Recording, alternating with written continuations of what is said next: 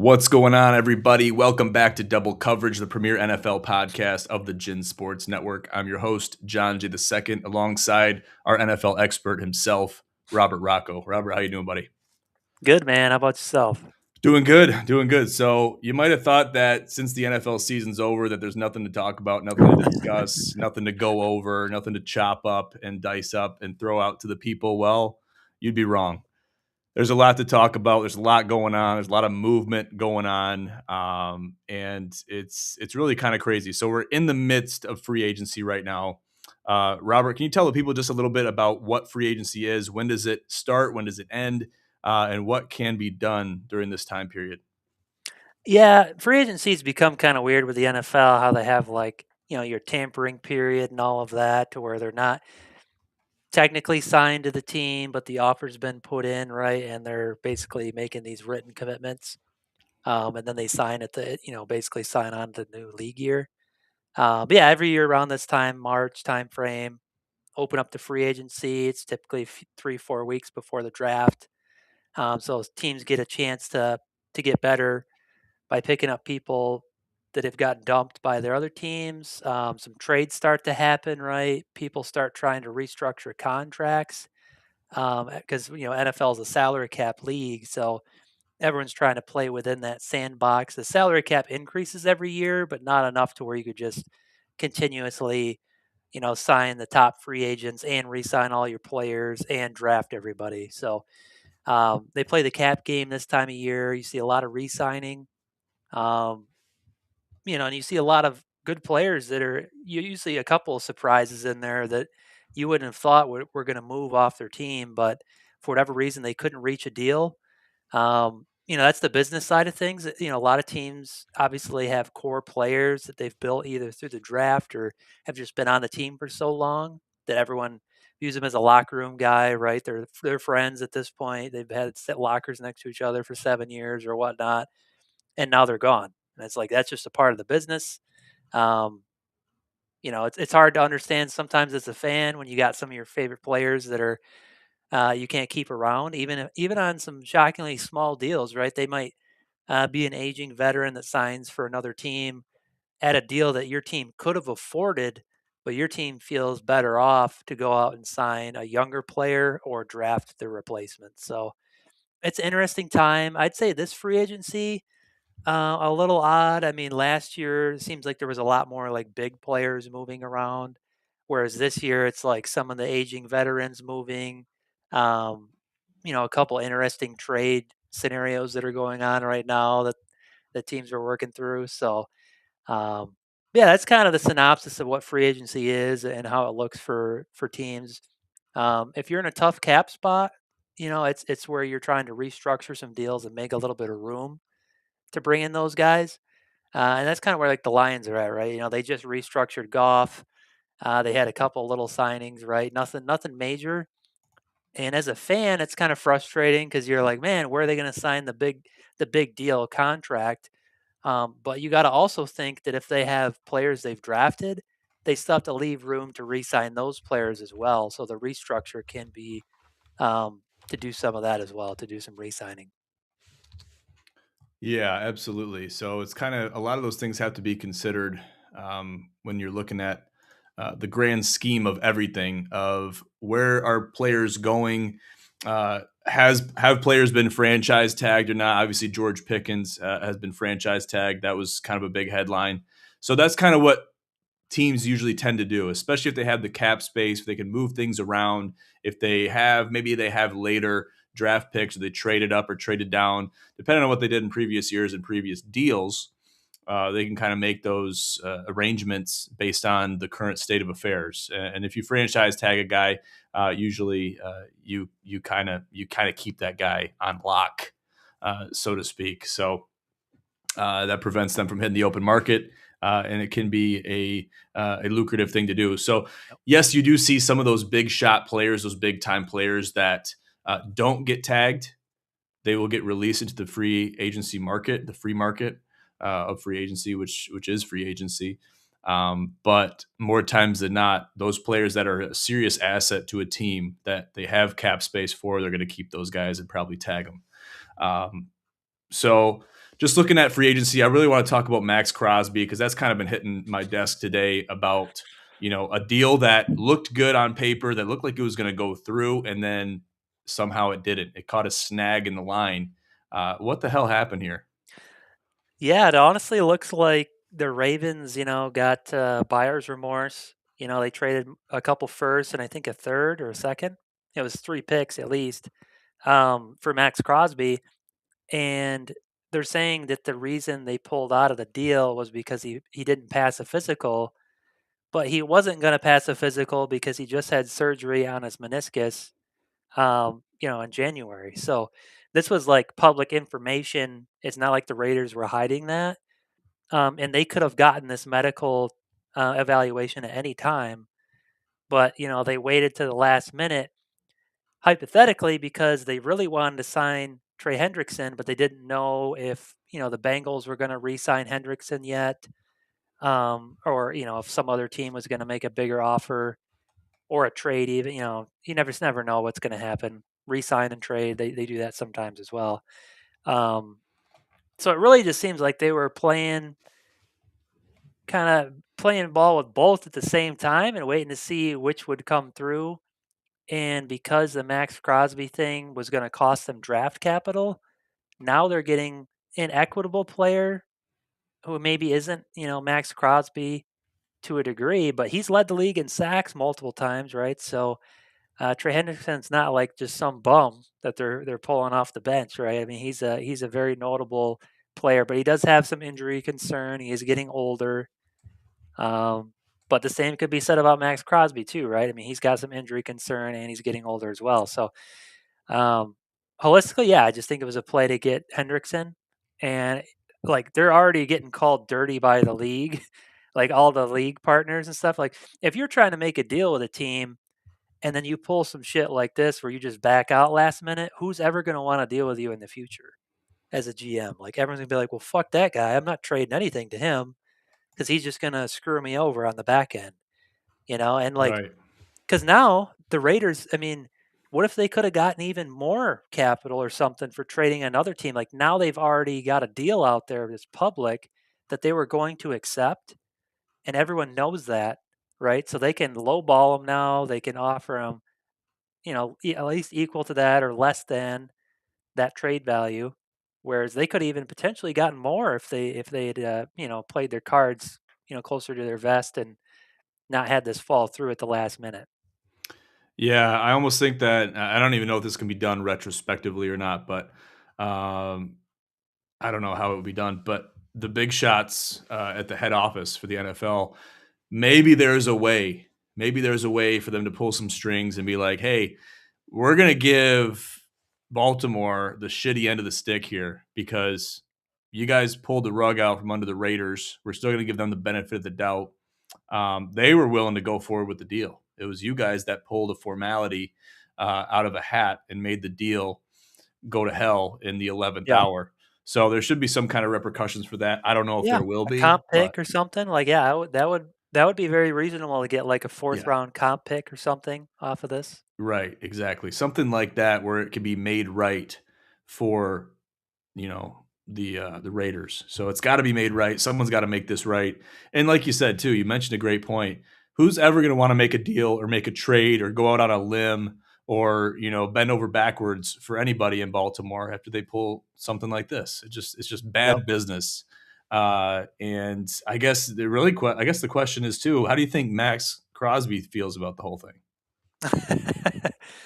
He probably wants to, I mean, he just wants to win for one. I think he just really wanted to go to a winning, franchise that's got a chance to win a Super Bowl, so I would say his hopes are still up for that, and then, like, on the slim chance that he ends up, like, sticking with the Raiders, which doesn't seem likely, um, you would think it would be contingent upon bringing in some players that are gonna help them win because, um, that franchise has just been terrible for so long. It's understandable that a high caliber player like himself wants to go elsewhere.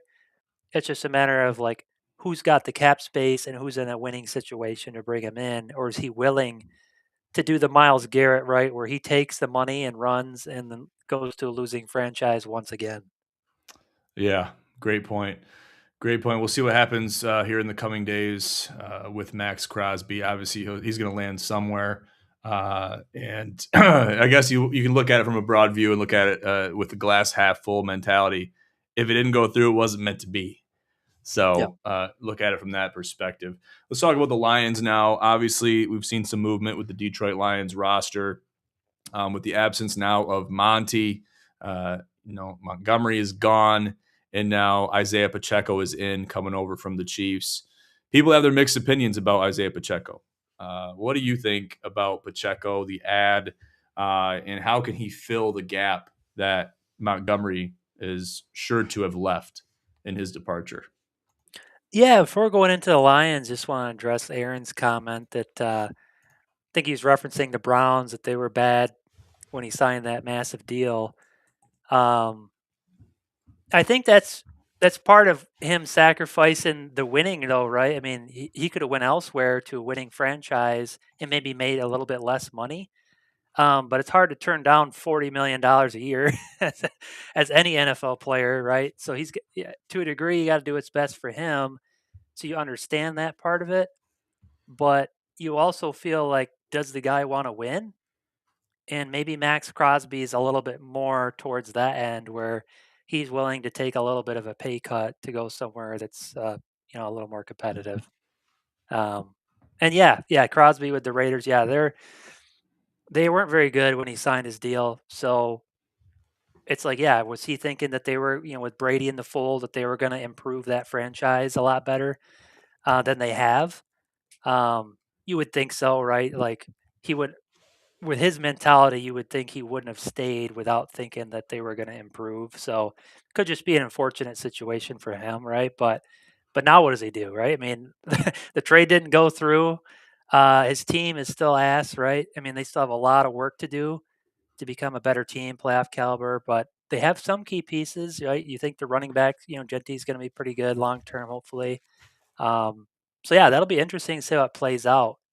And as far as the Lions go, I mean, they just haven't done nothing, man. I mean, you look at the Lions signings, it's like, all right, they signed Pacheco.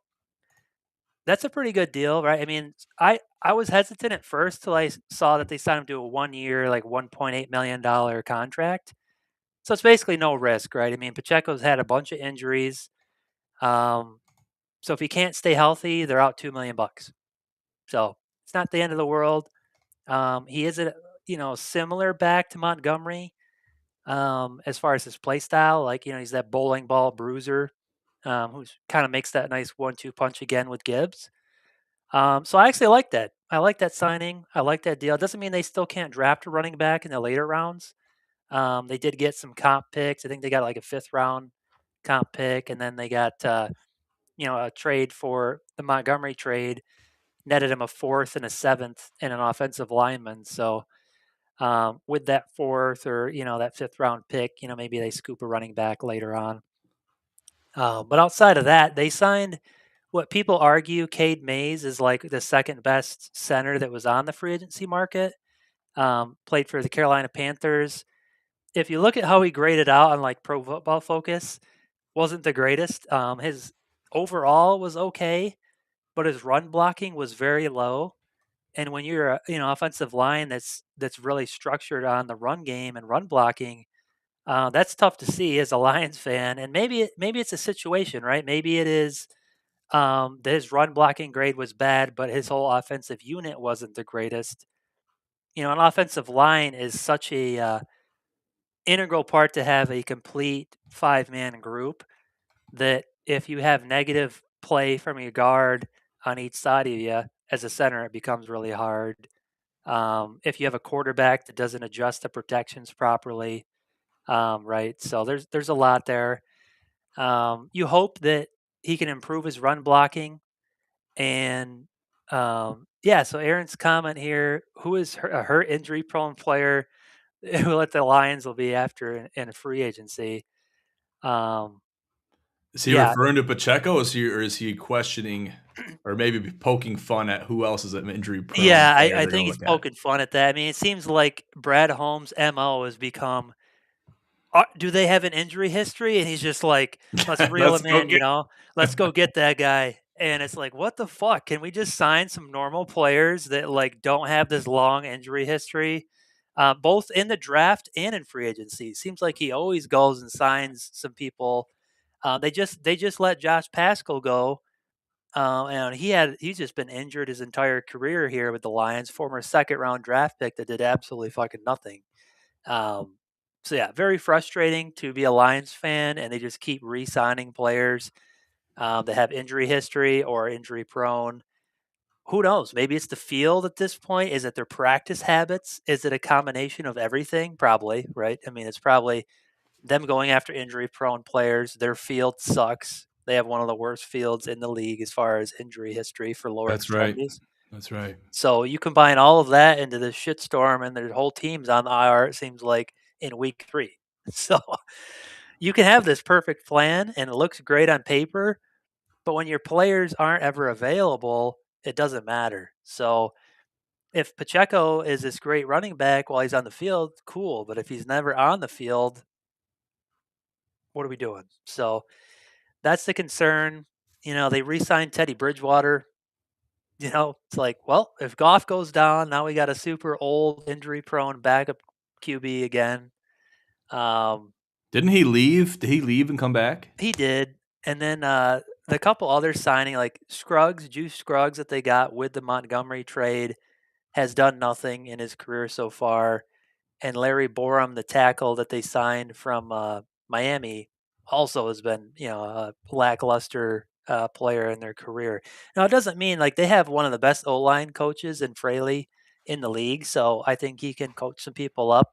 You look at what they did with like Skipper, right? I mean, Skipper was this nice rotational guy that really had no place elsewhere. Um, he wasn't like this super physical specimen other than his sheer size. But yeah, he didn't have like the lateral movement, and lacked some, obviously it would being that tall, you lack some natural leverage from like, a 6'3" D tackle or something that you're playing against. But, um, you see what they could do with players like that. And you're kind of hopeful that at least these guys that they're getting for nothing are at least a rotational group and that they can draft the real replacements in the draft. I think they're really out of the signings they've made so far. The surefire plan for a starter was Cade Mays, the center, because they signed him to a pretty sizable deal. I think it was like 24 million or something like that. So, um, yeah, that's kind of a synopsis of what the Lions have done. They did sign Rocky Sin again at cornerback. He's pretty good I like rotational Rock. corner. I Yeah, like he's Rock. he's solid. He can Yeah. tackle good, right? And his Well, they coverage. called that bullshit pass interference call on him. I'll never forget it against I forgot who Yeah, they were playing, but that was the game. That was the yeah, and game. it's like with the Lions, it's more about who they lost, though. It's like they lost Amik Robertson, they lost Alex Anzalone, they lost Yep. Montgomery, I was going to bring they that up lost too. Taylor Decker, who it seems like was coming back. Taylor Decker basically announced he's like, "Yeah, I'm returning," but then he didn't want to restructure his contract, and he's like, "Well, I guess I'm not returning," and he's gone. And then obviously our center retires. Yeah, Juice Scrubs. What a nickname, dude. So that about sums it up right there, I think. You know, if you can't make it elsewhere, it's like, well, why are they giving away as a consolation prize in their trade package? Um, but then again, that's how they got Goff. So it's like he was like basically a consolation prize for the Matthew Stafford trade. Um, so all you can do is hope. All you can do is hope they can turn that guy's career around. He's at least a rotational player. Odds are pretty slim though, based on what he's done so far in the league. So uh, I always go to the team they're trading with to see what their thought is of the player that we just traded for. And everyone's like, "Get this scrub out of town." And I'm like, "Oh God, here we go again." So yeah, Lions have never really been this free agency team with this regime. You go back to like the Matt Patricia era, and Quinn and all those guys. They made signings, but they're always the wrong signings. They signed Flowers to this $100+ million contract, and the guy had never had more than 7 sacks in a season. So at least we're not seeing that garbage anymore. but we're seeing a GM that's really content on his strategy, which is just draft, draft, draft, when his drafts recently have not worked out. So when your only plan and only play is through the draft and you haven't been able to draft good players and players that can stay healthy once again, um, you're in a tough spot. And you're seeing that now with some of the injuries you wouldn't have expected, right? Seeing both your Pro Bowl safeties go down to long term injury is a really tough blow that we wouldn't have expected when they signed Kirby Joseph to a big deal. And now his career is like on the teeter totter because his knee injury is so bad that they don't know if he'll ever recover from it. Like he could need a knee replacement, which could mean that he's basically fucked for playing in the NFL. So that sucks. And then Brian Branch obviously has got a long term injury. Do they re-sign him now? It's like, do they even have the cap room to do that? They got to re-sign Campbell. There's a lot of things. I mean, that's the problem when you draft good players is now you got to pay them, or they're going to be gone, and you just wasted their tenure here. So it's a balancing act. They got a tough road ahead of them to become a playoff relevant team again. Because right now they got more holes in their team than when they came into the league year last season. Yeah, good point. And it really sheds light on the press conference with Brad Holmes of where are the state of affairs with the Detroit Lions, and how have these free agency picks and trades and things like that, conversations with other teams, how have these influenced, or how has that press conference been emulated by these free agency picks thus far, and how much confidence do we have in Brad Holmes? And Yeah, I say we very lightly, Robert.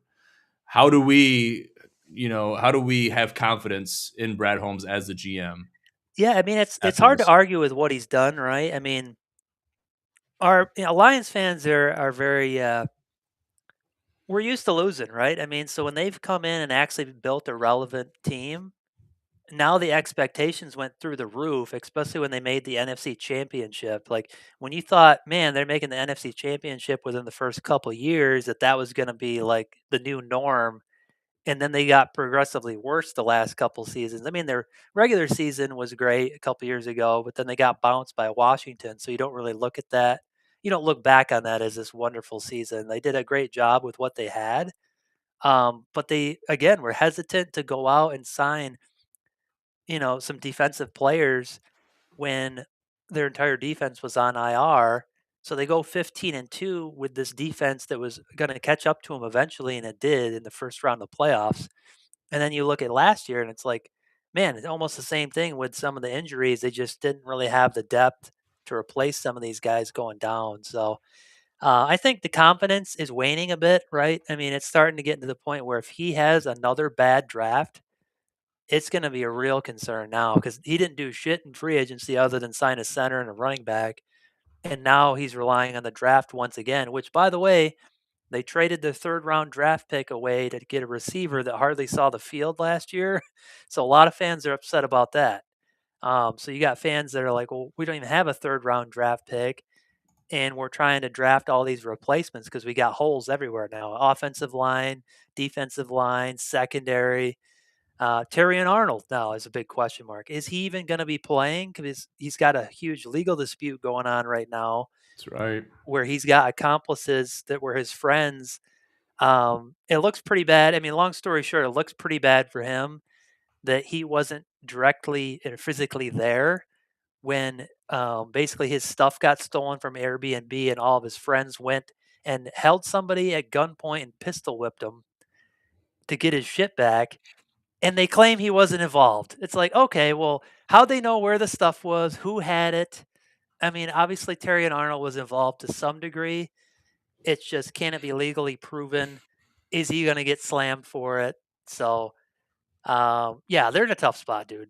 I mean, this is, as a Lions fan in the last few years, this is like the most concerning it's been. You thought they were going to ride the Dan Campbell and Brad Holmes wave forever, and it's only been a few years and they're already regressing. So, you just hope it doesn't turn into mediocrity. We're the new Steelers that go 8-8, 9-8, 8-9, and we're in the playoffs and bounce. We don't want to be that team. We want to be a relevant contender, just like any franchise wants to be. Absolutely. I know, Robert, you're not going to bullshit me, even with your own team. You're going to put them right, put their feet to the fire, regardless of, how much of a fan you are. And I respect that. And you got to keep your team the most accountable. I think, in my opinion, that's how you got to do it. Billy Keefe in the chat. What's up, bros? Go Lions forever rebuilding. To which Aaron Walk Sauce Walker replies, Billy Keefe, Lions suck forever. Got some friendly banter going on in the I comments haven't I section. haven't heard the same old Lions, mantra until like this last 6 months. It's like, okay, that's just coming back, You man. haven't been Coming able to back. really say it until, it's kind of like, oh Yeah, my God, is this the Lions of new? yeah, Where we're not really seeing the Lions of old. And really the only glimmer we saw was when they lost to Washington. And it's like that from everything we've seen up until this point, maybe we've had a couple bad games. Maybe we've won quite a few close games. We've gritted our way through and won, that being the Lions.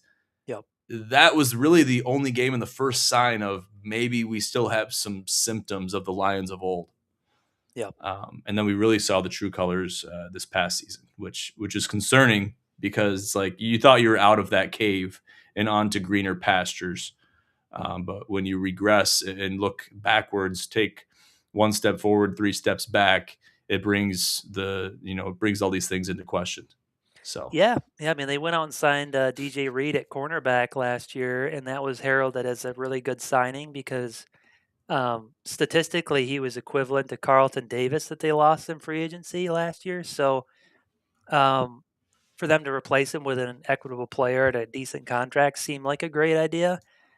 And then he got injured and then sucked when he wasn't injured. So what do they do? I mean, they gotta draft some guys. I think they need to quit with the stopgap, you know, transitional like mentor type players and get in some long term young. They need to really hit on this draft. Really, is what it comes down to. This is the most important draft, probably in Lions fans' lifetimes. I would say because if they don't hit on this one, now you're set back even another year, and you're back to Lions just being straight shit again. So they really need to hit on this draft, man. I can't stress that enough. yeah, absolutely. That has definitely been echoed from circles that I've been in and talked with individuals regarding where they're at, personnel wise, and what they need to be focused on, how they can really build franchise guys, maybe even get guys out of college, like you mentioned, get new guys you can form into next level players that are going to stick with the team, have the mentality of wanting to be a part of a legacy. That's what I think was beginning to be built in Detroit. That is somewhat being lost. People are starting to lose that faith a little bit. And I think that has to be grasped by both Dan Campbell and Brad Holmes and everybody Yep. on that coaching staff and the owners board. They have to make those decisions to build this team and retain players to want to build that legacy and become something great, which I think they have the capability of being. So we'll see what happens. Yep.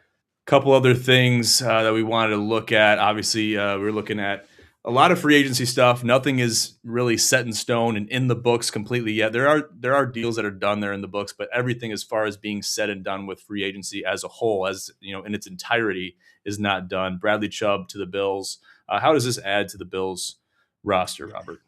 Quickly. Yeah. So he's got a 3-year, $43 million deal.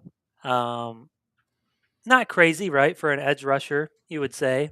Um, Statistically, kind of waning a little bit. He got 11 sacks and 8 sacks the last couple years, which is good. His Pro Football Focus rating has been bad for whatever that's worth, right? I think people are putting too much weight on Pro Football Focus stuff, and players say that a lot too, because it's like they'll grade an O lineman as 65 out of 65 at guard. And what are they even basing that on? I have no clue what some of the numbers are actually based on and how they formulated some of it. Because he was like top 30, top 40 in sacks, which at the end of the day, when you're an edge rusher, is the stat that really matters. So I don't know where he was at with pressures the last couple years, right? But when you're still contributing as an edge rusher and getting sacks, and they get you at a reasonable contract, you can't help but be happy about that as a fan, I would say. And he's in 29, 30 years old. He's not like too old, I would say, right? He's still got a couple good years left in him, you hope. So I think it's a good signing, personally. Absolutely. A couple other notable signings that we're looking at. The Giants signed tight end Isaiah Likely, 3 years, $40 million deal. And they also signed a punter, Jordan Stout, 3 years, 12.3 million. Um, Rebuilding at the Giants. I mean, I don't want to say the Danny Dimes era was any good, and I think I'm still amazed with how well the Colts played with Danny Dimes before all the wheels fell off in Indy. You really didn't hear much about them in the postseason, but to Yeah, I see didn't. the Yeah, I didn't realize they yeah, signed Jermaine Edmonds as well. You know, a yeah, linebacker. So Edmonds, yep, that's a pretty big signing. Yeah, I mean, New York became one of those fan favorite teams the last year, right, with Dart and Scadaboo. So to see them make a couple good signings, I mean, you just never know how it's going to turn out, right? But I mean, Isaiah Likely seems like he's been that, fringe starting player for a long time now. So to see him get the opportunity to be the number one tight end is actually a good thing for football, I think. Like he's got the ability. It's just a matter of, I don't know about the blocking side of his game, right? I mean, I don't know him enough as a player to speak on that. But obviously, as a receiver, he's got all the skills you would want. He's fast. He's got hands. So, um, yeah. So I'm a little surprised by the contract value of that 3 or 40 million. But at the same time, when you're the Giants and you really got not a lot of notable players on your team other than your D line's pretty stacked, right? right, Um, that's where all their cap space is probably tied up for now. So yeah, they got some room if they can sign players like that to the team. I mean, to see the Giants over the Cowboys or even the Eagles, I'd rather see that team succeed than absolutely. I think they're on the brink of being good too. I think yeah. they're just been too little, too late, and they really want to be good. I think they're right there, but they just need that missing link. I think Yeah. and they have some really good tools. Like some of those players you mentioned, like Scatabo, Dart, Yep. um, so and then who's our man? Who's our man that got injured? Let's can't forget him, Malik. Yeah. Yeah. Yeah, my fantasy first round draft pick that went down in like week 4 or something. Yeah. And that could have That been was part of the great. missing link too. And he was showing a lot of promise. You know what I mean? It's like, Yeah, he's gonna be good for a long time. That's what it looks yeah. like, as long as he can stay So healthy though. right, and he was take. I think it might have been that game. It might have been that game or the game after that. But he took a nasty fall, and it was like a high elevation contact, landed Yep. weird, and I think he Yep, I bounced know what you're up from talking it. about. Yep. Yeah, and then it was like either the next play. I think it was the same game, and then that was the season ender. And it was like you could see the prophecy of that happening. It was sad. It brought a tear to my eye when I watched it. Yeah, I mean, You if know what I you're mean? going into the Giants lore, I mean, their receivers don't have a really good history of staying healthy, right? I mean, Odell Beckham, you go back to like Victor Cruz days and Victor stuff. Cruz. Yep. Oh yeah, that's who. Yep. A lot of the receivers have Plaxico struggled. Burris. They don't Shit, really. I mean, the you'd have list to goes go back on. a long ways to get like a receiver that was there for like a decade. It seems like they get a one contract out of the receiver and then they're gone Yeah, it seems for like a whatever pit reason. stop Yeah, it's like a pit for stop. wide receivers. Yeah, it's been that. And then the other big one that I wanted to kind of wrap up with is the Chiefs signing Kenneth Walker the third, the Spartan himself, for a 3 year, $43 million deal. So that's a big addition to the Chiefs, I think, Yeah. and to depart the Seahawks after their Super Bowl dub. I mean, obviously you're on to bigger and better things, greener pastures, but I guess what can be said and why? Maybe beg the question quickly in a minute or less. Why was he not tagged by the Seattle Seahawks? Well, there's a lot of schools of thought with the running back, right? I mean, some teams don't pay running backs at all, and they just go through drafting them, go through the cycle. running back is obviously one of the most injury prone positions because they're touching the ball at such a high frequency that, and they're getting hit by D linemen and linebackers. So, if you're 200 pounds, 6 foot tall, and you're slamming into a 6'5", 350-pound D lineman every other play, your career is typically not as long as like somebody else, like a punter or a quarterback or something. Right. Um, so that's part of it, and that's part of why the league has kind of undervalued their position. It's coming back though a little bit, right? I mean, obviously this is a pretty large contract, and teams are starting to realize again that it's coming back to like a defense run game type of league. Um, versus back in like 2011 where it was like everyone was throwing for 5,000 yards and everyone was so pass happy. Um, Yep. I you remember look that back era. at the Lions, they didn't even have a run game. Literally, like had rushers that had like 400 yards on the season, and that's just Yeah. how the offenses were operating back then. It was such a Um, different game back then yeah, too.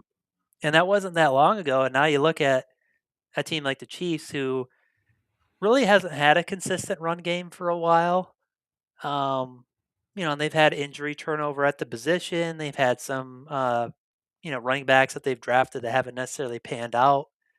Um, so they're putting a lot of faith in Kenneth Walker, man. I mean, he really had a great playoff run, but before that, he was pretty average. So, um, looking at his career, you think, wow. I mean, I'm not entirely surprised that he got that contract after the great playoff run and Super Bowl that they had, but um, to see a team pay a running back that really hasn't had top five consistency is a concern if I was a Kansas City's Chiefs fan, personally. Yeah, absolutely. I mean, just seeing how he played in college, and I know that can't directly translate to how you're going to play at the next level. To see how average he really was up until the final stretch of games, or even you can even encapsulate just the last season of how he played and how he really showed his prowess. Before that, even he really was just middle of the pack. It was really, I don't want to say lackluster, but he was very average in comparison to other running backs in the league. So Yeah, I think his value is starting to be recognized, and I think he's grown into his own at the next level. So I think yeah. that It, shows in the contract. it plays into the Lions because it's like, well, the Lions have Gibbs, right? Do they pay him $20 million a year? Do they give him a 4-year, $80 million contract type of thing? It seems to be what they're setting up to do, right? I mean, they get rid of their backup running back, sign a cheap replacement for the backup, restructure some contracts. Yeah, I mean, it seems like they're posturing to do that, but is that going to hamstring them with cap space to where they now all of a sudden couldn't sign Brian Branch or couldn't sign Sam Laporta or Jack Campbell? I mean, it seems somebody's going to fall off. I mean, they can't sign all of these guys to long-term contracts. You can't make them all Um, happy either. no, so that really plays into what the Lions are doing, but they're so reliant on the run game and having a great running back like Gibbs. It's like, how do you let him walk away?